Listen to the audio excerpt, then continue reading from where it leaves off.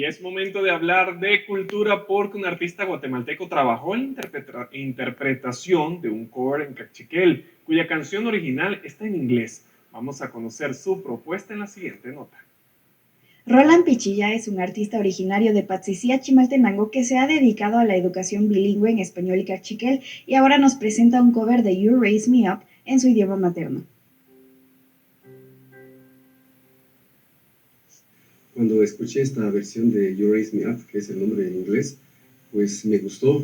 Entonces, automáticamente yo busqué la traducción en español, qué significaba, y me di cuenta que el contenido es bastante bueno, como para momentos cuando hay desilusión, hay desanimación. Entonces dije, yo creo que es oportuno traducirlo a mi idioma cachiquel, para que también nuestra gente que habla el cachiquel lo pueda escuchar.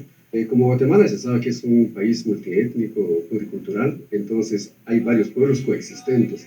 Entonces el haber elaborado o haber hecho propuesta en programas bilingües es para que se le dé el igual uso de los idiomas existentes. La canción fue grabada en los estudios de Do Mi Sol y contó con la participación de Osvaldo Dubón en el piano, Ulises Chuc en el cello y las violinistas Rosario Vázquez y Yunue de Gandarias. Es mi intención para el fortalecimiento del idioma, porque igual también es bueno tener fortalecida la lengua materna y aprender un segundo y un tercer idioma.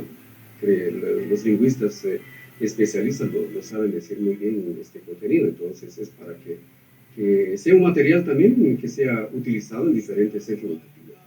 Reinhold Sagastume se encargó del sonido de este cover y fue el hijo de Roland, Ludwig, quien estuvo a cargo de la producción del videoclip con la asistencia de Noldo Alemán.